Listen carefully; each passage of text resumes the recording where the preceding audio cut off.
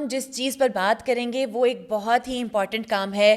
State of human rights report human rights commission کی launch ہو چکی ہے، جو 2024 کے اوپر انسانی حقوق کی پامالیوں کو، انسانی حقوق کے اوپر جو بھی کام ہے اس سب کو اکٹھا کرتی ہے. یہ رپورٹ مختلف طرح سے، چاہے وہ جمہوریت کی بات ہو، لا اینڈ آرڈر کی بات ہو، قانون سازی ہو، سیاسی منظرنامہ ہو، جیلوں میں قیدیوں کی بات ہے، خواتین، بچوں، ماحول، ان سب کے اوپر ایک بڑا لمبا، بڑا تفصیلی کام جو ہے وہ پیش کرتی ہے. اور آج ہم اس رپورٹ کو محض کتاب تک محدود نہیں رہنے دیں گے. آج اس رپورٹ کے اوپر بات کرنے کے لیے ہمارے ساتھ دو بڑے امپورٹنٹ گیسٹ موجود ہیں. پہلی ہماری گیسٹ ہیں فرح ضیاء. فرح، بہت شکریہ آپ کے یہاں پر آنے کے لیے. فرح جو ہیں ڈائریکٹر ہیں human rights commission of Pakistan کی، اور نہ صرف یہ بلکہ فرح ایک صحافی رہی ہیں، ایڈیٹر رہی ہیں، بہت سے اخبارات اور کے ساتھ انہوں نے کام کیا ہے اس سے پہلے. سو آج وہ اس رپورٹ کے اوپر ہمیں بتائیں گی، اور 5 سال سے ہیومن رائٹس جو اسٹیٹ آف ہیومن رائٹس ہے رپورٹ، اس کی ایڈیٹر بھی ہیں. سو بہت شکریہ آپ کے یہاں پر آنے کے لیے فرح، تھینک یو. اس کے ساتھ ہمارے ساتھ موجود ہیں سینئر تجزیہ کار حارث خلیق. حارث جو ہیں شاعر ہیں، رائٹر ہیں، لیکن اس کے علاوہ human rights commission of Pakistan کے سیکریٹری جنرل ہیں. اور آج ان سے بھی ہم اس رپورٹ کے اوپر تجزیہ لیں گے، ان سے اس رپورٹ کے بارے میں بات کریں گے، اور انسانی حقوق کے تناظر میں پاکستان کے اوپر بات کریں گے. یہ رپورٹ کب سے بن رہی ہے اور آپ اس کے اوپر کب سے کام کر رہے ہیں؟ دیکھیے، یہ ہیومن رائٹس کمیشن 1986 میں وجود میں آیا تھا اور 1987 میں رجسٹر ہوا تھا in Lahore with the mandate to work across Pakistan. تو یہ رپورٹ 1990 سے غالباً 1989-1990 سے چھپ رہی ہے. اور پچھلے 6 سال میں ہم نے یہ کیا ہے کہ اس کو جو صوبے اور جو وفاق کے زیر انتظام علاقے ہیں اور اسلام آباد کیپٹل ٹیریٹری ہے، تو ان کے حساب سے بھی ان چیپٹرز کو تقسیم کر دیا ہے. لیکن دیکھتے ہم پورا ریمٹ ہیں، civil, political, economic, social, cultural اور اب انوائرمنٹل رائٹس. تو اس سے کوئی فرق پڑتا ہے نہیں پڑتا؟ میرا تو خیال ہے کہ یہ ایک لمبی جدوجہد ہے، یہ میراتھن ہے، یہ 100 میٹر کا اسپرنٹ نہیں ہے جس میں فوری طور پہ آپ جیت جاتے ہیں یا آپ ہار جاتے ہیں. تو یہ لمبا کام ہے اور اس میں فرق پڑتا ہے. آپ جو اس وقت صورتحال پاکستان میں دیکھتے ہیں، بہت سی، چونکہ ایک مشکلات تو ہمیشہ سے ہیں، کیونکہ ایک کلونیل ریاست کا تسلسل ہے پاکستان، تو آپ کو ایک اس میں مشکلات نظر آتی ہیں، انسانی حقوق کی پامالی نظر آتی ہے. لیکن فرق بھی پڑا ہے پاکستان میں. پچھلے کوئی آپ سمجھیں گے 15-17 سال میں کوئی 22 یا 25 پیسز آف لیجسلیشن ہیں جو پرو ویمن ہیں. ٹرانسجینڈر پرسنس کا ایکٹ ہے، بچوں کے لیے اس قسم کے بلز آئے ہیں. تو قانونی سطح پر بہت سی مثبت چیزیں بھی ہوئی ہیں. پھر یہ دیکھیں کہ national commission for human rights جو اسٹیٹیوٹری باڈیز ہیں، national human rights institutions, HRCP کی پہلے دن سے بحیثیت ایک خود مختار انڈیپینڈنٹ ادارے کے یہ مطالبہ تھا کہ یہ انسٹیٹیوشنز بنیں. یہ سب بنے ہیں. Commissions on status of women بنے ہیں، صوبوں میں بھی بنے ہیں اور وفاقی سطح پہ بھی. یہ رپورٹ بنتی کیسے ہے؟ کیا پروسیس ہے اس کا؟ کہاں سے آپ ڈیٹا کہاں سے لیتے ہیں؟ ویریفائی کیسے کرتے ہیں؟ اور میں بطور ریڈر، بطور صحافی کیسے ان نمبرز پہ ٹرسٹ کروں؟ اس میں ایک جو بہت اہم کام HRCP کرتا ہے، جو کہ اخبارات میں جو انسانی حقوق کی جو خلاف ورزیاں ہیں یا جو ساری صورتحال ہے جمہوریت کے حوالے سے، فیڈرلزم کے حوالے سے، آئین کے ساتھ جو ہوتا ہے، قوانین کے ساتھ جو ہوتا ہے، وہ سب جو ہے وہ ہم اس کو ڈاکیومنٹ کرتے ہیں، اس کو ہم ریکارڈ کرتے ہیں. اور وہ آپ کو میں بتانا چاہوں گی کہ وہ 120 کیٹیگریز ہیں جس کے اندر ہم یہ کر رہے ہیں، اور یہ 35 برس سے یہ کام چل رہا ہے. رائٹ، یعنی بہت سارا ڈیٹا کلیکشن کا کام ہے اس کے اندر. ڈیٹا کا مسئلہ پاکستان میں ایک اہم مسئلہ ہے کہ ڈیٹا اویلیبل نہیں ہے، اوتھینٹک ڈیٹا اویلیبل نہیں ہے، روایت نہیں ہے ڈیٹا کو کلیکٹ کرنے کی. تو اس میں ہم ملٹیپل سورسز استعمال کرتے ہیں. ایک تو ہمارا، جیسے کہ ہم نے کہا کہ HRCP بطور ادارہ جو کام کرتا ہے وہ ہمارے پاس کمپلینٹس آتی ہیں اگر فرض کریں کوئی آنر کلنگ ہو رہی ہے یا فورس کنورژن ہو رہی ہے تو وہ ہمارے پاس بہت سارا ڈیٹا اس طرح سے آ جاتا ہے جس کو کہ ہم پریزنٹ کرتے ہیں ایک ٹرینڈ کے طور پہ. ہم اس کو فائنل ورڈ کے طور پہ نہیں کرتے. اب کچھ سالوں سے ہم نے یہ کیا ہے کہ ہم کچھ سرکاری اداروں سے ان کے اعداد و شمار لیتے ہیں. تو وہ کچھ جگہوں پہ بہت امپرووڈ ہیں اب, جیسے کہ پولیس سے لیتے ہیں, جیسے کہ ہم پریزنس سے لینے کی کوشش کرتے ہیں. کچھ صوبے جو ہیں وہ بہت فورتھ کمنگ ہیں, جیسے کہ سندھ سے ہمیں بہت ڈیٹیلڈ ڈیٹا مل جاتا ہے. جی, ڈسٹرکٹ وائز ملتا ہے اور بہت آرام سے مل جاتا ہے.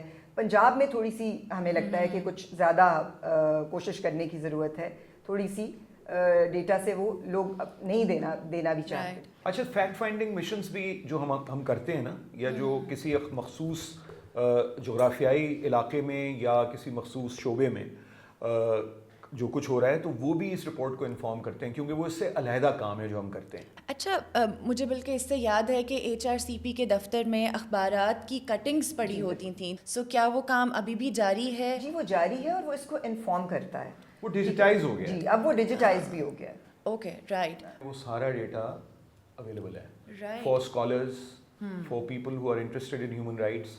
ان لوگوں کے لیے جو یہ دیکھنا چاہتے ہیں کہ کیا ٹرینڈز رہے ہیں. اور دوسرا, ہم نے محنت کشوں سے متعلق کام جو ہے اسے بھی مزید, چونکہ ان کا ذکر ابھی تک نہیں ہوا, اقلیتوں کا ہوا ہے, خواتین کا ہوا ہے, ٹرانسجینڈر پرسنس کا, لیکن بچوں کا, مگر جو لیبر ایشوز ہیں پاکستان میں, جو معاشی حقوق کے مسائل ہیں, وہ بھی اس میں موجود ہیں ان کیٹیگریز میں. اس میں مائننگ ایکسیڈنٹس ہیں, بیسیکلی جو آپ کے آکوپیشنل ہیزرڈز ہیں, اور جو لوگ وہاں پہ جو ہو رہا ہے وہ آپ کو بلوچستان سے فار ایگزامپل بہت ہی ڈیٹیل میں آپ کو ملے گا ڈسٹرکٹ وائز کہ کیا ہو رہا ہے. اور ہر سال 100 کے قریب لوگ جو ہیں وہ اس کے اندر ہلاک ہوتے ہیں. اس کی تھوڑا سا ہم ڈیٹیل میں جاتے ہیں, اور مجھے اگر آپ یہ بتائیے کہ کئی سالوں سے یہ رپورٹ بن رہی ہے, کیا 2024 جو تھا وہ انسانی حقوق کے لیے آپ کی نظر میں کیسا سال تھا؟ پچھلا سال جو تھا وہ تو ایک تو الیکشن ایئر تھا,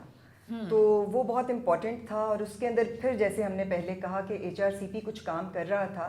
ایک تو الیکشن ڈے مانیٹرنگ ہوتی ہے, لیکن چونکہ پاکستان میں جو انتخابات ہیں ان کے ساتھ جو ایک پورا پروسیس ایسوسیٹڈ ہے کہ اس کو کس طرح انجینئر کیا جاتا ہے, تو ہم نے پچھلے 6-7 ماہ پہلے الیکشن سے اگین میڈیا مانیٹرنگ کے تھرو ہم نے دیکھنا شروع کیا مختلف چیزوں کو کہ الیکشنز کی جو پہلے کی صورتحال ہے وہ کیسے بن رہی ہے.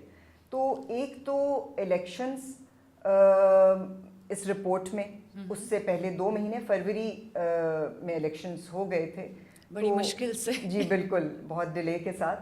تو وہ ہم نے الیکشنز کو ظاہر ہے کہ دیکھا ہے اس میں. پھر یہ ہوا کہ الیکشنز ہمیشہ ہی کویسچن ہوتے ہیں, اس دفعہ بہت زیادہ کویسچن ہوا, ان کی ساکھ جو تھی اس کے اوپر بہت سوالات اٹھے. تو پھر اس سے جو بننے والی حکومت تھی اس کو کیا مسائل تھے, وہ اس کا کانڈکٹ کیسا تھا, کیسی جو ہے لا میکنگ کیسے ہو رہی تھی, کیسے جلدی میں قوانین پاس کیے جا رہے تھے, کس طرح کے قوانین. ایک تو بڑا واقعہ یہ تھا.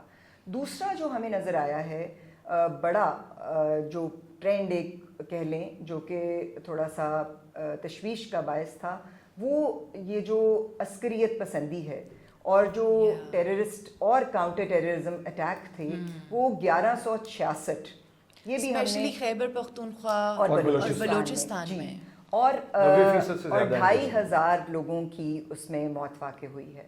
آپ حیران ہوں گی کہ صرف 2024 میں کرم میں 250 لوگ جو ہیں وہ ان کی ہلاکت ہوئی ہے.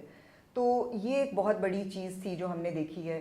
اس کے علاوہ آپ دیکھیں کہ جو آپ اس سے پہلے بات کر رہی تھیں جو شخصی آزادیاں ہیں, ہم نے ان کی بات اس میں کی ہے, وہ بہت زیادہ, وہ ایک اس کی جو جگہ ہے وہ سکڑ رہی ہے اور کم ہوتی جا رہی ہیں. فریڈم آف ایکسپریشن ہو, لوگوں کے اسمبلی کا جو حق ہے چاہے وہ ہو. ہم نے اس کو اپنا جو تھاٹ پیس ہے اس کے اندر ہم نے یہ کہا ہے کہ جمہوریت اور وفاقیت یہ دونوں یہ سٹریس میں آئے ہیں 2024 میں. قانون سازی میں کیا میجر ڈیولپمنٹس ہیں جو آپ نے دیکھی ہیں 2024 میں جو کہ آپ کو لگتا ہے انسانی حقوق کو اثر انداز کر رہی ہیں؟ دیکھیے 26ویں آئینی ترمیم ہے, میجر ڈیولپمنٹ ہے اس میں ایک اس کی ایک جو یعنی سب کلوز ہے جس میں انوائرمنٹل رائٹس کو ریکگنائز کیا گیا ہے, وہ بڑی مثبت بات ہے. لیکن اس نے جس طرح سے عدالتی نظام کو یعنی ایگزیکٹو کے انڈر لے آئے ہیں, وہ پرابلمٹک ہے. اس کا جوڈیشل آؤٹ ریچ بھی بہت رہی ہے پاکستان میں, یہ ہم پورے اس کو تناظر میں دیکھنا چاہیے, لیکن اس کا یہ طریقہ نہیں ہے کہ آپ اس کو بالکل ہی یعنی ٹوتھ لیس کر دیں عدالتی نظام کو, تو اور اس کے مسائل آپ کو سامنے آنا شروع ہو گئے ہیں. اب بھی یہ دیکھنے میں آیا کہ آپ ایک بل لاتے ہیں اور وہ بل اسی دن شام کو پاس ہو جاتا ہے, پھر آپ دوسرا بل لاتے ہیں شام کو اور وہ عشائیے سے پہلے وہ بھی پاس ہو جاتا ہے, اور 37 بل آپ ایک ہفتے میں پاس کر دیتے ہیں, 35 بل ایک ہفتے میں کر دیتے ہیں. تو یہ بہت نقصان پہنچانے کا باعث بنتا ہے, اور ایک چھوٹا سا فیصلہ جو آپ آج کرتے ہیں اس کے دور رس اثرات ہوتے ہیں. تو یہ پرابلم رہا ہے. قانون سازی کا عمل جو ہے وہ اس طرح سے اس کی ساکھ برقرار نہیں رہ سکی انفارچونیٹلی, بدقسمتی سے, جو ہونی چاہیے, اور پارلیمان کو اس پہ غور کرنا چاہیے. یہ انہی کا کام ہے کہ وہ اس پہ غور کریں. اور اسی سے آگے یہ بھی کہا گیا کہ مختلف لاز ہیں ہیومن رائٹس کو سپریس کرنے کے لیے یا پھر ڈائسینٹ کو سپریس کرنے کے لیے نئے لاز کا استعمال کیا گیا. ایسے کون سے لاز ہیں جو آپ نے دیکھے جہاں پر آپ کو لگ رہا ہے کہ لوگوں کو چپ کروانے کے لیے یا اپوزیشن کو, مختلف طرح کی اپوزیشن کو چپ کروانے کے لیے کون سے لاز ہیں جن کو ہم کہتے ہیں نا ویپنائز کرتے ہیں آپ مختلف طریقے سے, سو وہ کیا ہیں جو اس رپورٹ میں آپ نے دیکھے؟ دیکھیے سیکشن 144 مثال کے طور پر ایک کلونیل قانون چلا آ رہا ہے, مطلب وہ ایک اس کے لیے کچھ اور کہتے ہیں کہ وہ آپ کے پینل کوڈ میں ہے, یا آپ کا جو ایک یعنی وہ مستقل وہ اس پہ عمل نہیں ہوتا, وہ آپ کو لگانا ہوتا ہے. آپ نے مستقل کر دیا ہے سیکشن 144 کو اسلام آباد میں. تو اسلام آباد میں آپ نے پرامن اجتماع کی, دیکھیے ہم پرامن اجتماع کی آزادی کے قائل ہیں, فریڈم آف پیسفل اسمبلی, ہم وائلنس کے اور اس کو نہیں کہتے کہ جی آپ ایک وائلنٹ اور وینڈلزم, اور ان کو ہم نہیں کہتے. ایچ آر سی پی کیوں کہتا ہے کہ لوگ پروٹیسٹ کرتے رہیں, پروٹیسٹ تو بری بات ہوتی ہے, لیکن پروٹیسٹ کرنا اور نان وائلنٹ پروٹیسٹ کرنا لوگوں کا بنیادی حق ہے. اور اگر اسلام آباد میں اب آپ نے قانون بنا دیا کہ وہ جب کوئی کر ہی نہیں سکتا کوئی پروٹیسٹ, اور جب چاہے اس پہ جو ضلعی انتظامیہ ہے وہ اسے روک سکتی ہے اور اس کو یعنی ڈسپرپورشنیٹ یوز آف فورس کرتی ہے, تو وہ آپ نے دیکھا. ایک تو وہ, پھر پنجاب میں ڈیفیمیشن کا قانون آیا, خیر کچھ پش بیک ہوا, لاہور ہائی کورٹ نے کوئی فیصلہ لیا, کوئی اس پہ یعنی اس پہ ابھی تک اس طرح سے عمل درآمد نہیں ہوا ہے, لیکن کوشش تو کی تھی نا کہ ڈیفیمیشن کا ایکٹ آپ پنجاب میں لے آئیں. الیکشن کے سال کے اوپر کیا ڈیولپمنٹس ہیں؟ ایک تو مجھے سب سے پہلے یہ بتائیے کہ آپ کا جو آبزرورز کے ساتھ کام تھا وہ کیا ہے؟ کیا ایچ آر سی پی انڈیپینڈنٹلی الیکشنز کو آبزرو کر رہا تھا اس سال؟ آئی نو مشکل تھا اس دفعہ آزادانہ طور پر ان کو دیکھنا, ڈیٹا کو دیکھنا, بٹ کس طرح کا رہا وہ ایکسپیرینس؟ ہر دفعہ ہی مشکل ہوتا ہے. یہ اس دفعہ صرف مشکل نہیں تھا, اس دفعہ ذرا کچھ زیادہ مطلب بالکل ہی دستانے اتار دیے تھے, لیکن 18 میں بھی بہت مشکل تھا. لیکن ایک چیز سمجھنا بہت ضروری ہے کہ جو ریگنگ جسے ہم کہتے ہیں نا, وہ لارجلی پری پول ہوتی ہے. بالکل صحیح ہے. پاکستان میں اس دفعہ ہم نے دیکھا ہے کہ پری پول بھی ہے اور پولنگ ڈے پہ بھی ہے. اور 18 میں بھی ہوئی تھی. 18 اور پوسٹ تو دیکھیں نا, پوسٹ تو اس طرح ہے کہ پوسٹ تو پھر بعد میں جب وہ الائنسز بننا, پھر قانون بنا دینا کہ آپ کون سی جماعت میں, یہ بھی جو پاکستان میں ہوتا رہے, امینڈ کیا الیکشن ایکٹ, تو یہ ساری چیزیں جو ہیں یہ کوئی بڑی یہ خوشگوار اور ایک صحت مند سیاسی اور سماجی نظام اس کے نتیجے میں نہیں پیدا ہوتا. بے شک میرا کسی بھی جماعت سے میں کتنا ہی خلاف ہوں, لیکن اس کا یہ مطلب نہیں ہے کہ آپ اسپیس ہی نہ دیں. چونکہ ہم بہت زیادہ سیاسی بات کر رہے ہیں تو میں یہ صرف یہ بھی بتانا چاہتی ہوں کہ بطور انسانی حقوق کمیشن ہم یہ چیزیں بھی دیکھ رہے ہوتے ہیں کہ وہاں پہ جو آپ کے کمزور طبقات ہیں ان کی ریپرزنٹیشن کیسے ہے الیکشن میں, وہ ہمارے لیے اتنا ہی امپورٹنٹ ہے. اس میں ٹرانسجینڈر کی کیا ریپرزنٹیشن ہے, اس میں عورتوں کی کیا یعنی شمولیت ہے, افراد باہم معذوری کتنے ہیں, ان کے لیے کوئی ایکسس ہے نہیں ہے. بالکل ڈسیبلٹی والے جو لوگ ہیں ان کے لیے تو بہت زیادہ ہم نے دیکھا کہ آپ نے جو پولنگ اسٹیشنز ہیں, جو پولنگ بوتھس ہیں, وہ کیسے دوسری یا تیسری منزل پہ بنائے ہیں, ایکسیس نہیں ہے, لوگ پہنچ نہیں سکتے ویل چیئرز کے ساتھ. تو یہ ساری چیزیں بھی ہم دیکھ رہے ہوتے ہیں اس میں. خواتین کا ووٹر ٹرن آؤٹ جو ہے اس دفعہ زیادہ ہے, اوکے, مارجنلی زیادہ ہے لیکن زیادہ ہے پچھلے تمام الیکشن سے, جو کہ خوش آئند بات ہے. لیکن پوائنٹ یہ ہے کہ نمبرز پہ کسی کو یقین نہیں ہے, یہ پرابلم ہے نا, کہ جو ایک فضا ایسی ہو گئی, بن گئی, جس کی وجہ سے اعداد و شمار جو ہیں وہ ان پہ سوالات اٹھ گئے ہیں. الیکشن کے ریزلٹس پہ سوال ہر دفعہ اٹھتے ہیں, 18 میں بھی اٹھے تھے. بائی دا وے مجھے یاد ہے کہ رحمان صاحب حیات تھے اور انہوں نے 18 کے الیکشنز کے بعد پریس کانفرنس میں کیا کہا تھا. So it is unfortunate that our political class is not learning, is refusing to learn anything from their past, from their own suffering, جس سے وہ گزریں جب وہ اپوزٹ, کیونکہ تاحیات تو یہاں کوئی بھی اقتدار میں نہیں رہے گا نا. اچھا, اس کے اندر سپریم کورٹ کی ججمنٹس بھی ہیں جو الیکشنز کے اراؤنڈ آئیں. عدت کیس ہے جو بڑا ایک امپورٹنٹ, جہاں پہ انسانی حقوق سے متعلق عدت کیس پہ سوالات اٹھتے رہے. ریزروڈ سیٹوں کی بات ہے جو کہ پوسٹ الیکشن وہ بھی ایک پولیٹیکل ڈی اسٹیبلٹی میں یا سینٹ میں نمبرز پورے نہیں ہیں, ابھی تک سینٹ میں نمبرز پورے نہیں ہیں. سو یہ سب چیزیں بھی, لیکن اس کو آپ انسانی حقوق سے کیسے لنک کرتے ہیں؟ میں سمجھتا ہوں کہ اور جو سپریم کورٹ کے ڈیسیشنز ہیں مختصراً میں عرض کروں کہ وہ ٹھیک بھی ہو سکتے ہیں, لیکن وہ سلیکٹیو ہیں.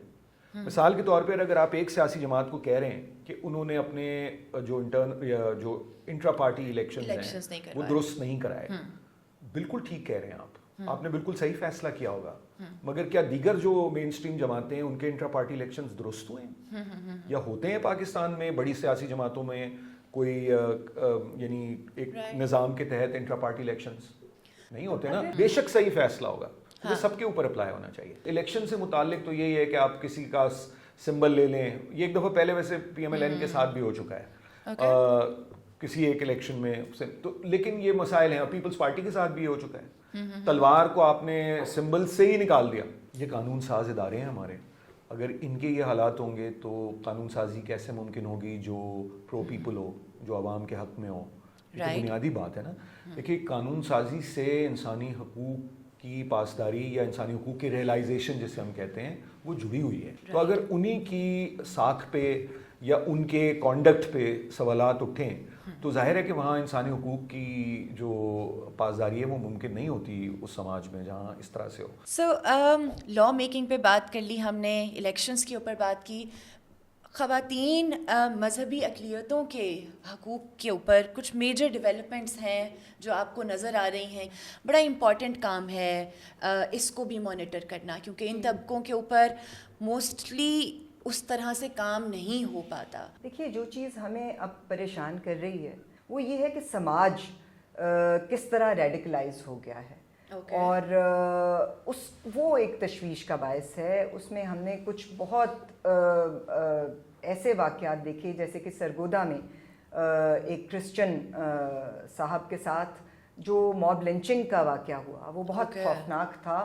اس سے پہلے بھی ہم نے کچھ فیکٹ فائنڈنگز کی تھی اور ہمیں نظر آ رہا تھا وہاں پہ اقلیتوں کے ساتھ, اسپیشلی سرگودا میں, اور ابھی ریسنٹلی آپ نے دیکھا ہوگا کہ وہاں پہ ایک احمدی ڈاکٹر کا قتل بھی ہوا ہے. تو وہ جو واقعہ ہے جو ویڈیو پہ آ گیا اور لوگوں نے دیکھا, اور پھر یہ ایک تھوڑا سا کنسرن ہے, جو ہجوم بنتا ہے اور کسی کو بھی آپ پکڑ کے مار دیتے ہیں, کوئی بھی الزام لگا کے, اور امپیونٹی ہے اس کے اندر, اور وہ ہجوم میں لوگوں کو زیادہ نظر آتی ہے.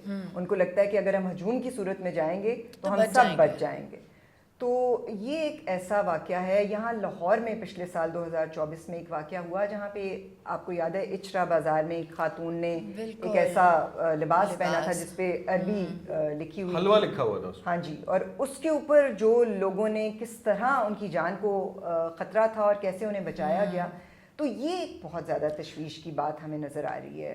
ایک اور واقعہ تھا سندھ میں شاہ نواز کنبھر کے اوپر. بالکل وہ ایک بہت بڑا پولیس کا اپنا انوالومنٹ اس میں نظر آیا. کسٹوڈیل ٹارچر کا وہ ایک واقعہ ہوا.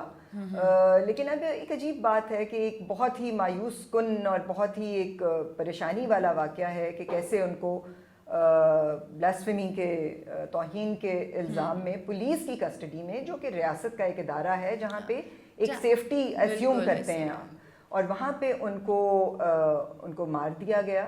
لیکن ہم نے نوٹ یہ کیا ہے کہ اس کے بعد کم از کم سندھ صوبے میں جس طرح لوگ اکٹھے ہوئے اور جس طرح انہوں نے اس کے خلاف ریزسٹنس تحریک چلی، جیسے ایک تحریک چلی، اور اس کو ویمن لیڈ وہ تحریک تھی. اچھا جی بالکل، اور وہ ویمن لیڈ تحریک تھی، اور جس طرح لوگ نکلے ہیں تو وہ ایک طرح سے تھوڑا سا ایک امید کا جس میں اس میں پہلو بھی ہے. کیونکہ لگتا تو یہی ہے کہ اب لوگ کیئر ہی نہیں کرتے، سول سوسائٹی مر گئی ہے. Human rights commission of Pakistan کے جو سندھ کے ممبران ہیں، خواتین بھی اور مرد حضرات بھی، وہ بھی بہت سرگرم تھے. رائٹ. اگر آپ یاد کریں تو جو جماعت اسلامی کے پرانے امیر تھے سراج الحق صاحب، وہ تشریف لے گئے تھے جب دو لوگوں کو، ایک کرسچن کپل کو بھٹے میں ڈال کے جلا دیا تھا، تو یہ گئے تھے وہاں. میں سمجھتا ہوں کہ وہ بہت ہی امپورٹنٹ جیسچر تھا.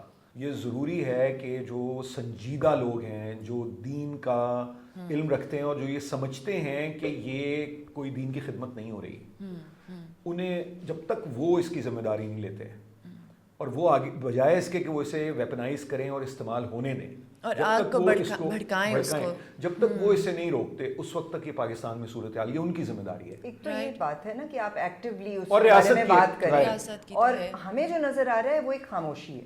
میڈیا پر بات ہو رہی ہے تھوڑی سی، جو بھی سوشل میڈیا کے اوپر امپورٹنٹ ڈیولپمنٹس ہوئیں پچھلے سال.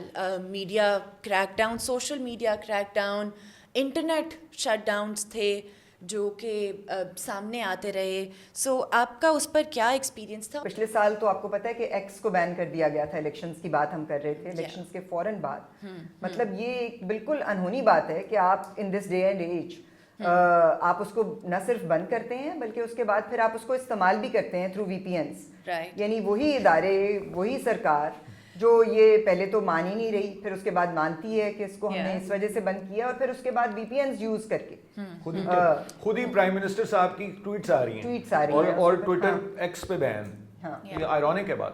تو لیکن یہ ہے کہ جو ایک اور بات جو اس سے جڑی ہوئی ہے، جو ہمارے لیے تھوڑا سا کنسرن ہے، وہ یہ ہے کہ سوشل میڈیا پہ یا جب آپ قدغن لگاتے ہیں تو اس سے لوگوں کے معاشی مسائل میں بھی اضافہ ہوتا ہے بہت زیادہ.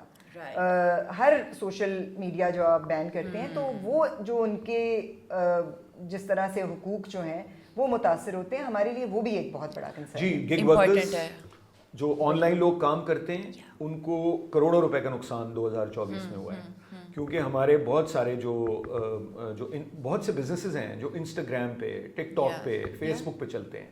بہت سے بزنسز ہیں. ہمارے بہت سارے بچے ہیں ایسے. کل وہ ہماری منسٹر صاحبہ خود کہہ رہی تھیں کہ پتہ نہیں کتنے ملین کی پاکستان کو پچھلے 4 مہینے میں ریونیو آیا ہے through our online workers. یہ پابندیاں کہاں سے آئیں؟ یہ دیکھیں مثال کے طور پہ یہ پابندیاں آپ کی جو ریاست ہے وہ لگاتی ہے، آپ کی سرکار جو ہے. دیکھیں اس وقت تو پہلے بھی جیسے سب ایک پیج پہ تھے، اب بھی سب ایک پیج پہ ہیں. تو وہ ساروں کا اجتماعی فیصلہ ہوتا ہے. میں سمجھتا ہوں کہ ہمیں یہ کہنا کہ جی بس یہ ہر فیصلہ جو ایک جگہ سے ہو رہا ہے، ایسا نہیں ہے. یہ شامل ہیں سب. یہ آپ ان کو ایبزارو نہیں کر سکتے اپنی پولیٹیکل لیڈرشپ کو فرام میکنگ دیز ڈیسیشنز، اور انہی کے تھرو ہوتے ہیں نا فیصلہ. تو یہی کرتے ہیں، بس وہ ایکسیپٹ نہیں کر پاتے. ایکسیپٹ نہیں کر پاتے تو ان کو چھوڑ دینا چاہیے کام. بالکل صحیح. یا ذمہ داری لیں اور پوری کریں، یا پھر چھوڑ دیں. اگر ان کے اوپر اتنا دباؤ ہے تو نہ کریں. ٹھیک. اچھا، ایک اور چیز جو اس دفعہ یا شاید پہلے بھی رہی ہے، جیلوں کے اوپر اور قیدیوں کے اوپر جو کام ہے، جو ڈیٹا ہے وہ کافی امپورٹنٹ ہے اور وہ بھی ایڈ کیا گیا ہے. سو اس کے پیچھے کیا تھاٹ پروسیس تھا آپ کا، اور کیا یہ جو جیلوں کے اوپر اور قیدیوں کے اوپر ان کے حقوق پہ بات کرنا، مجھے لگتا ہے یہ بھی بڑا کم ہوتا ہے. ہمیں لگتا ہے کہ جو لوگ قیدی ہیں، جیل ہیں، وہ مجرم ہیں، ان کے اوپر ہم کیوں بات کریں، ان کو تو اب سزا دے کے ڈال دیا. یہ بہت ضروری ہے. بالکل وہ پاکستان کے شہری ہیں، اور آپ بات کر رہی ہیں مجرم کی، تو آپ حیران ہو جائیں گی کہ کوئی 70% کے قریب جو جیلوں میں لوگ ہیں وہ انڈر ٹرائل ہیں. اچھا جی، وہ مجرم نہیں ہے. تو وہ مجرم ہی نہیں ہیں. تو ابھی تو ان کے کیسز چل رہے ہیں. تو وہ جو پروسیس ہے، اس پروسیس میں جو پنشمنٹ وہ سفر کر رہے ہیں، وہ دیکھیں نا. تو یہ ہمارا کوئی نیا کام نہیں ہے. HRCP ہمیشہ سے جیل ریفارمز پہ ہر طرح کی ہم یہ چیزیں کرتے رہے ہیں. ابھی ہم نے ایک اسٹڈی کی ہے جو جیلوں میں ہیلتھ کیئر ہے اس کے اوپر. جی بالکل. اور پاکستان جو ہے وہ بہرحال پابند ہے کچھ انٹرنیشنلی جو قوانین ہیں, انٹرنیشنل کنونشنز ہیں, جو بیسٹ پریکٹسز ہیں اس کے بارے میں. تو یہ ہم اس کے اوپر تو ہم ضرور بات کرتے ہیں. ہر انسان کا حق ہے کہ وہ صاف ماحول میں زندہ رہے, سانس لے سکے. اسموگ کے حالات ہمارے سامنے ہیں. سو ماحول کو حقوق سے جوڑنے کا جو کام ہے وہ HRCP تو کرتا رہا ہے. کچھ حد تک ریاست کی جانب سے بھی یہ اس کے اوپر کام کیا گیا. کیا چیزیں ہیں جو آپ کو لگ رہا ہے کہ ابھی بھی اور ہونی چاہیے؟ اب انہوں نے تسلیم کیا ہے اس کو ایک فنڈامنٹل رائٹ کے طور پہ, صاف ہوا کے حق کو. لیکن ظاہر ہے کہ بہت کام کرنا باقی ہے. اور ابھی اس کے اوپر کہ اس کو کیسے ایکسپلین کیا جائے, یہ جو آئین میں آرٹیکل 9A انہوں نے انکلوڈ کیا ہے, اس کے اوپر ابھی ہم نے ایک پالیسی ڈرافٹ ایک کمیشن کیا ہے.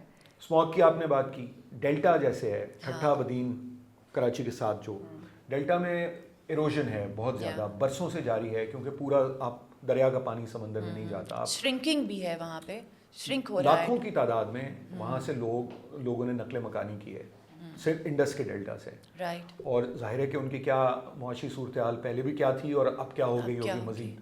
تو اسی طرح 2 سال پہلے, 2-3 سال کی بات ہے, پاکستان میں جو فلڈز آئے تھے اس میں 3 کروڑ لوگ سندھ میں اور 90 لاکھ لوگ جنوبی پنجاب میں متاثر ہوئے تھے. امپورٹنٹ, اتنا بڑا فلڈ, اور ابھی تک ان کی پوری طرح ریہیبلیٹیشن نہیں ہو سکی ہے. تو ڈیفارسٹیشن کا مسئلہ ہے. خیبر پختونخوا میں جنگلات کے جنگلات صاف ہوتے چلے جا رہے ہیں. یہ سب جڑا ہوا ہے. لاہور کا, ہمیں جب تک یہ ہم نہ سمجھیں کہ دلی کا اسموگ اور لاہور کا اسموگ اور پشاور کی ڈیفارسٹیشن آپس میں جڑی ہوئی ہیں. اسی طرح جو میلٹنگ آف گلیشیئرز ہے, جو جس قسم کے یعنی کلائمیٹ کے چینجز آ رہے ہیں, ان کا ہمارے فلڈ سے کتنا گہرا تعلق ہے. درجنوں کے حساب سے نئی جھیلیں پاکستان کے شمالی علاقہ جات میں بن گئی ہیں. ہیٹ ویوز ہیں اور ہیٹ ویوز آ رہے ہیں. زراعت, دوسرا فارم لینڈز کو ہاؤسنگ سوسائٹیز میں کنورٹ کرتے چلے جا رہے ہیں. رائٹ. تو اور انچیکڈ کسانوں کے ساتھ جو کچھ ہوا پچھلے سال میں, اس کے اوپر اگر آپ تھوڑا سا ہمیں بتائیں کہ کیا امپورٹنٹ چیزیں ہیں جو ہمیں ذہن میں رکھنی چاہیے جب بھی ہم انسانی حقوق کی بات کر رہے ہیں اور کسانوں کی بات نہیں کر رہے. لیکن سب سے پہلے تو زرعی اصلاحات کو ہم نے بالکل بیک برنر پہ ڈال دیا ہے. زرعی اصلاحات کی پاکستان میں بہت ضرورت ہے. پاکستان میں جو لینڈ ہولڈنگز ہیں ان کو ریشنلائز کرنے کی ضرورت ہے. پاکستان میں یہ لوگ کوآپریٹ فارمنگ کی بات کرتے ہیں, وہ ایک بالکل علیحدہ ماڈل ہے, لیکن فارمنگ کو میکنائز کرنا, ایگریکلچر کو میکنائز کرنے کی ضرورت ہے. ان پٹس کو سستا کرنے کی ضرورت ہے. کسانوں کے لیے سپورٹ پرائسز, خاص طور پر چھوٹے کسانوں کے لیے جو سپورٹ پرائسز ہیں انہیں بہتر کرنے کی ضرورت ہے. لینڈ لیس پیزنٹس کو اور ویمن لیڈ ہاؤس ہولڈس کو لینڈس کی الاٹمنٹ کی ضرورت ہے. یہ بہت سارے ایسے کام ہیں جو پاکستان میں پہلے اس کے کئی اٹیمپٹ ہو چکے ہیں. ایوب خان کے زمانے میں اٹیمپٹ ہوا تھا, بھٹو صاحب کے زمانے میں 2 اٹیمپٹس ہوئے تھے, لیکن وہ ہماری جو اشرافیہ ہے وہ کامیاب نہیں ہونے دیتی ہے. جب تک پاکستان میں بنیادی زرعی اصلاحات نہیں ہوتی, لینڈ ریفارمز نہیں ہوتے, اس وقت تک چھوٹے کسانوں کی صورتحال بہتر نہیں ہوگی. سندھ میں خواتین جو کھیت مزدور ہیں ان کے لیے ایک لا آ گیا ہے. اوکے جی, تو سندھ میں چونکہ پروگریسو لیجسلیشن زیادہ ہے تو وہ لا تو آ گیا ہے, لیکن اس کی امپلیمنٹیشن کے لیے اب ہم نے HRCP نے ایک پبلک انٹرسٹ لٹیگیشن کی ہے. کچھ ہم نے کام یہاں پہ بھی کیا ہے, وہ سجاگ پہ بلکہ وہ چھپا ہے جو پنجاب میں خواتین کھیت مزدور ہیں اور ان کی جو ورکنگ کنڈیشنز ہیں بحیثیت خواتین, جو کہ ان کا چائلڈ ریئرنگ رول ہے, جو گھر پہ ان کا رول ہے, اس کے ساتھ جو کھیت میں ان کا رول ہے, اور پھر ان کو جو اجرت دی جاتی ہے. پچھلے سال ایک بڑا جو امپورٹنٹ ایونٹ تھا, یہ بڑی امپورٹنٹ ڈیولپمنٹ تھی, وہ یہ تھی کہ پاکستان نے افغان ریفیوجیز کو دربدر کرنے کا فیصلہ کیا, ان کو ملک سے نکالنے کا فیصلہ کیا. اور اس کے اوپر بھی موسٹلی جو پبلک اوپینین بنا ہوا ہے وہ یہی ہے کہ جی یہ باہر کے لوگ ہیں, ہمارے پاس آ گئے, ہمارے جابز لے جاتے ہیں اور پاکستان کی کوئی ذمہ داری نہیں ہے, اچھا ہوا ہم نے ان کو بھیج دیا. ابھی بھی چل رہا ہے, گورنمنٹ مختلف جگہوں پر ان کو دہشت گردی کے ساتھ لنک کرتی رہی ہے. ہیومن رائٹس کمیشن اس کے برعکس جا کے ریفیوجیز کے حقوق کی بات کر رہا ہے. اس کو آپ کیسے, میں یہ تو نہیں کہوں گی جسٹیفائی کرتے ہیں, لیکن ایکسپلین کیسے کریں گے؟ بہت سارے پرنسپلز ہیں, لیکن ایک نان ریفاؤلمنٹ کا ایک پرنسپل ہے کہ آپ کے ملک میں رہنے والا کوئی بھی شخص جو ہے, آپ اس کو اس کی مرضی کے بغیر اس ملک سے نکال نہیں سکتے. اچھا جی, یہ انٹرنیشنلی ریکگنائزڈ ہے. پاکستان نے وہ کنونشنز سائن ہی نہیں کی. ایک تو یہ بات ہے کہ آپ ان کو نکال رہے ہیں, پھر یہ ہے کہ 1 مہینے کا آپ نے ڈیڈ لائن دیا اور آپ نے ایک ایگزیکٹو آرڈر دیا. کوئی اس کے پیچھے کوئی جمہوری سوچ نہیں تھی, کیئر ٹیکر گورنمنٹ کا یہ مینڈیٹ ہی نہیں تھا. رائٹ, ٹھیک ہے, یہ 2023 کے آخر کی بات. بہت بڑا ڈیسیجن تھا, کیئر ٹیکر گورنمنٹ نہیں لے سکتی تھی, انہوں نے لیا. پھر وہ کیا, اس کے اوپر ہم نے کنسلٹیشنز کی, ہم نے اوپن لیٹرز لکھے, اور ہم یہ مسلسل کر رہے ہیں. یہ کوئی نیا کام نہیں ہے. ٹھیک ہے, ایک ینگ لڑکا جو تھا, who was not even an Afghan citizen, تو اس بری طریقے سے آپ نے اس کو کنڈکٹ کیا. جانوروں کی طرح کئی جگہوں پر لکھا بھی گیا کہ وہاں پہ کھینچ کے اجازت نہیں تھی, جو انہوں نے وہاں پہ کیمپس بنائے تھے, جہاں پہ ڈپورٹیشن کیمپس جن کو کہہ رہے تھے. تو کافی آئی تھنک انسانی حقوق کے حوالے سے تو بہت زیادہ وائلیشن, کافی غیر انسانی کام. دیکھیے, بنیادی طور پہ ہیومن رائٹس کمیشن ریپیٹریشن کے خلاف نہیں ہے, یہ سمجھنا ضروری ہے. ٹھیک ہے, جو لوگ ریپیٹریٹ ہونا چاہتے ہیں, اور لیکن ایک طریقہ اور ایک پورا ایک پروسیس ہوتا ہے نا, جس میں ان کے انسانی, خاص طور پر ہمیں یہ سوچنا پڑے گا کہ افغانستان میں 4 سال سے 3.5 سال سے بچیاں اسکول نہیں گئی. تو جو افغان بچیاں پاکستان میں ہیں, کیا ہم یہ چاہتے ہیں کہ وہ اسکول نہ جائیں؟ جو ابھی وہ یہاں مدارس میں یا اسکولز میں پڑھ رہی ہیں, تو انہیں ہم اسکولوں سے نکال دیں. یہ ہمیں سوچنا چاہیے. یہ طریقہ نہیں ہے کہ آپ پوری کمیونٹی کو, پوری آبادی کو محض نسلی یا لسانی بنیاد پر یعنی دہشت گرد قرار دے دیں یا کرمنل قرار دے دیں. تو یہ اس کی حمایت نہیں کی جا سکتی. پشتون قومی جرگہ ہے, پی ٹی ایم کو پراسکرائبڈ آرگنائزیشن قرار دینا, بلوچ خواتین کا مارچ ایک بڑی میجر ڈیولپمنٹ تھی. سو اس کے اوپر کیا آپ لوگوں نے دیکھا؟ دیکھیے, مکالمہ بڑا ضروری ہے. اگر اس کو ہمیں سمجھنا چاہیے, ایک تو ہمیں تفریق کرنی چاہیے ان لوگوں میں جو ہتھیار اٹھاتے ہیں اور ان لوگوں میں جو محض پروٹیسٹ کرتے ہیں اور ایڈوکیسی کرنا چاہتے ہیں. اوکے, دیکھیے, دیر از اے ڈفرنس. تو ایک ملیٹنسی ہے اور ایک ایڈوکیسی ہے.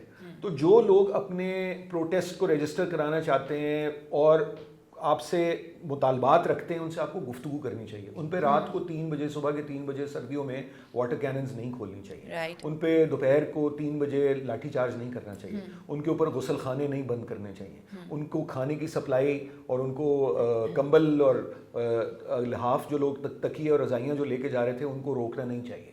تو یہ بڑا امپورٹنٹ ہے. یہ سارا کچھ ہوا ہے اسلام آباد میں, اور تو آپ کو بات کرنی چاہیے بجائے ان کے کہ آپ انہیں جیلوں میں ڈالیں. بجائے, ہاں, جو ملیٹنٹس ہیں وہ ایک اور طرح اور ہوتا ہے, آپ کائنیٹک مینز استعمال کرتے ہیں, وہ بھی ڈسپروپورشنیٹ یوز نہیں ہونا چاہیے, وہ بھی لافل ہونا چاہیے. کیونکہ ریاست کی ذمہ داری ہے کہ وہ وائلنس کو کرب کرے, لیکن ریاست کی یہ بھی ذمہ داری ہے کہ وہ ڈسپروپورشنیٹ مینز اور ان لافل مینز استعمال نہ کرے کسی بھی ایکشن کے لیے. ہیونگ سیڈ دیٹ, جو لوگ گفتگو پہ آمادہ ہیں, جو مطالبات رکھ رہے ہیں, ان سے بات کر لیں, ان سے پوچھ لیں, جو ان کے جائز مطالبات ہیں انہیں پورا کریں.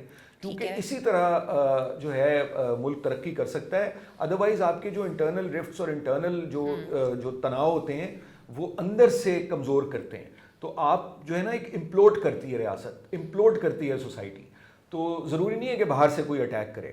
تو یہ ہمیں اپنے اندرونی مسائل جو ہیں وہ بالکل جیسے کہتے ہیں کہ وار فوٹنگ پہ جلد از جلد حل کرنے چاہیے, اور اس صرف سیاسی ڈائلاگ سے ممکن ہے. ایچ آر سی پی کا انفورسڈ ڈس اپیرنسز پہ بھی کام ہے.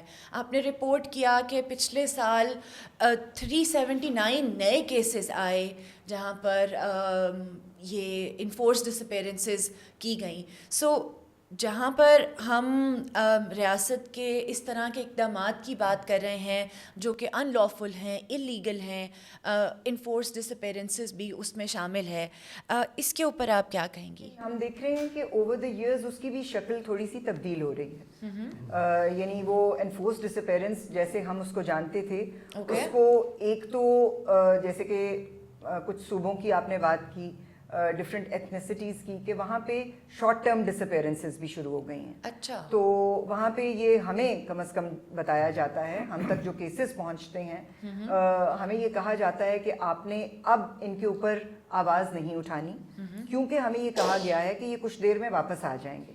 تو اگر آپ نے اس کو پبلک کیا بالکل، تو آپ یہ جو فگرز کہہ رہی ہیں اس میں سے بہت ساری ایسے ہیں جو ہم نہیں کہتے بیکاز ہمیں یہ بھی پتہ چلتا ہے. پھر یہ کہ اس کو سیاسی ٹول کے طور پہ بھی اب اس طرح استعمال کیا جائے. پہلے بھی یہ تھا کہ نیشنلسٹ تھے سندھ میں، ان کے لیے استعمال ہو رہا تھا، بلوچستان خیبر پختونخوا میں ہو رہا ہے، پنجاب میں اب ایک نئی چیز ہے کہ پنجاب میں بھی یہ انفورس ڈس اپیرنسز شروع ہو گئے ہیں. اور الیکشن کے کانٹیکسٹ میں ہم نے دیکھا کہ سیاسی جو آپ کے مخالفین تھے ان کو صحافیوں کو ہم نے نوٹ کیا ہے اس رپورٹ میں کہ ان کو غائب کیا گیا. پھر وہ آئے اور مطلب توقع یہ تھی کہ اب وہ بات نہیں کریں گے، یا وہ ملک چھوڑ گئے یا وہ خاموش ہو گئے. تو یہ بھی ایک جو ہے بیسیکلی جو ساری قدغنیں ہیں وہ ساری اظہار رائے کی آزادی جو ہے اس کے اوپر یہ قدغن. دیکھیے ستم ظریفی اس میں یہ ہے کہ ریاست تسلیم کرتی ہے کہ پاکستان میں انفورس ڈس اپیرنسز ہیں، اسی لیے انہوں نے commission of inquiry on enforced disappearances بنایا. لیکن اس میں بدقسمتی یہ ہے کہ وہ کمیشن اس طرح سے خاطر خواہ صورتحال کو بہتر نہیں بنا سکا، اور اس کی جو قیادت رہی کافی عرصے تک وہ بھی ایک کافی ایک متنازع جج کی اس کے وہ ہیڈ رہے کمیشن کے. ہم جو نمبرز آپ کو اس میں دیتے ہیں سب commission of inquiry on enforced disappearances کے نمبر ہیں. ہم کوئی ایگزیجریٹ نہیں کرتے. ہمیں معلوم ہے کہ بعض اوقات یہ ہوتا ہے کہ جو ریاست سے متحارب گروہ ہوتے ہیں وہ بھی نمبرز کو ایگزیجریٹ کر دیتے ہیں. تو ہم تو بالکل آپ کو یہ نمبر بتا رہے ہیں جو ریاست تسلیم کر خود کہہ رہے ہیں. جی. لیکن یہ اس پہ قانون سازی شروع ہوئی تھی اور قانون سازی، لیکن وہ بل بھی ڈس اپیئر ہو گیا کہیں سینٹ اور نیشنل اسمبلی کے درمیان کہیں. تو لیکن آن اے سیریس نوٹ میرا خیال ہے کہ یہ ایک کوئی اچھی پریکٹس نہیں ہے، چونکہ اچھی کیا بہیمانہ پریکٹس ہے. اس لیے کہ آپ ایک فرد کو سزا نہیں دیتے. اگر کسی پہ آپ کو شک ہے، بالکل اگر آپ سمجھتے ہیں کوئی اینٹی اسٹیٹ کام کر رہا ہے، کوئی کرائم کمٹ کر رہا ہے، اینٹی سوشل ایلیمنٹس ہیں، چارج کریں، جیل میں ڈالیں، فیئر ٹرائل کریں، سزا دیں. غائب کر دینا جو ہے یہ بہت ایک غیر انسانی کام ہے. پاکستان ایک مشکل ملک ہے، ہر وقت ہی نازک دور سے گزر رہا ہوتا ہے. آپ کو کیا موٹیویٹ کرتا ہے کہ آپ اس طرح کا کام کرتے رہیں اور ابھی تک کر رہے ہیں؟ باری باری اگر آپ لوگ بتائیں. یہی سمجھ میں آیا ہے ہمیں، ہمارے بڑوں نے بھی یہی بتایا ہے کہ یہ کام بس کرنا ہے. رائٹ. اس کا کیا نتیجہ نکلے گا، کیا اس کا کوئی امپیکٹ ہوگا یا نہیں، ارسپیکٹو آف دیٹ یہ بالکل مایوس کن صورتحال نہیں ہے. جو انسانی حقوق کا جو پورا سبجیکٹ ہے اس کے ساتھ جو ایک پوری ایک نیگیٹیوٹی ایسوسیٹڈ تھی ایک وقت میں، اب وہ نہیں ہے. ڈپریشن سا لوگوں کو فیل ہوتا ہے. کچھ لوگ تو نیوز پڑھنا چھوڑ گئے ہیں آپ کے، جی ہم نے اخبارات دیکھنے ہی نہیں ہیں. نہیں، لیکن اس کے ساتھ ساتھ یہ بھی تھا کہ یہ انسانی حقوق تو you know what is human rights ضروری نہیں ہے. ہاں یہ ضروری نہیں ہے آپ کچھ اور کر لیں، مطلب اس کو ریلیٹ کرنا، ان کا آپس میں کنیکشن ڈھونڈنا، اور سو وہ ساری جو بات ہے نا وہ اب اگر آپ دیکھیں، حارث نے کچھ اس کا ذکر بھی کیا ہے کہ کیسے وہ پورا اب ہمارا جو ایک ڈھانچہ ہے ایک انسانی حقوق کا، وہ اب صرف نان گورنمنٹ کے پاس نہیں ہے یا کوئی انڈیویجول ادارے نہیں کر رہے. National commission on the status of women ہے، چائلڈ رائٹس کے لیے ہے، اقلیتوں کے لیے ہے، انفورس ڈس اپیرنسز کے لیے ہے، منسٹریز ہیں آپ کے فیڈرل لیول پہ، آپ کی صوبائی لیول پہ، آپ کی ہیومن رائٹس کی کمیٹیز ہیں سینٹ میں، ہر جگہ پہ. تو اب یہ ڈسکورس جو ہے یہ بڑھ گیا ہے، بہت بڑھ گیا ہے، اور یہ ایک کامیابی ہے. یہ آپ کو موٹیویٹ کرتا ہے کہ آپ یہ کام کرتی رہیں؟ جی بالکل بالکل کرتا ہے. اور ایک تو یہ بات ہے نا کہ آپ ایک ایسا کام کر رہے ہیں جس کے اوپر آپ کو خود بھی اعتماد ہے اور لوگ بھی اس پر اعتماد کرتے ہیں, تو اس کی جو کریڈیبلٹی ہے اور ایک ٹریڈیشن جو ہے جس کے اندر آپ کچھ بزرگوں کو جو آپ سے پہلے یہ کام کر رہے تھے, آپ نے ان کے کام کو آگے بڑھانا ہے, تو میرا خیال ہے یہ ساری باتیں موٹیویٹ کرتی ہیں. ایک مرحوم پروفیسر حسن عابد اردو کے شاعر تھے, ان کا شعر میں آپ کو سناتا ہوں ضرور. اور وہ اس کو میرا خیال ہے کہ اس کو آپ کا جو آخری سوال تھا فرا سے اور مجھ سے, وہ اس کا جواب بھی ہے. وہ ہے کہ ہوا کرتی ہے اپنا کام اور شمعیں بجھاتی ہے. رائٹ. ہوا کرتی ہے اپنا کام اور شمعیں بجھاتی ہے, ہم اپنا کام کرتے ہیں, نئی شمعیں جلاتے ہیں.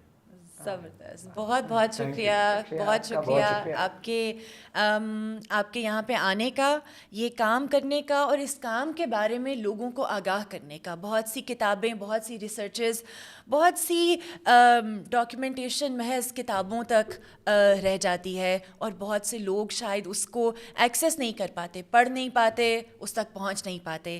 سو آج کی اس نشست میں کوشش یہی ہے کہ جو کام ہے اس کے بارے میں شاید ہم اتنی تفصیل میں بات نہ کر سکے ہوں, لیکن یہ آپ کو اس چیز پر ضرور شاید آپ کے کسی بھی جگہ پر جا کے اس پر ضرور زور دے گا کہ آپ جا کے اس کو کھولیے, پڑھیں.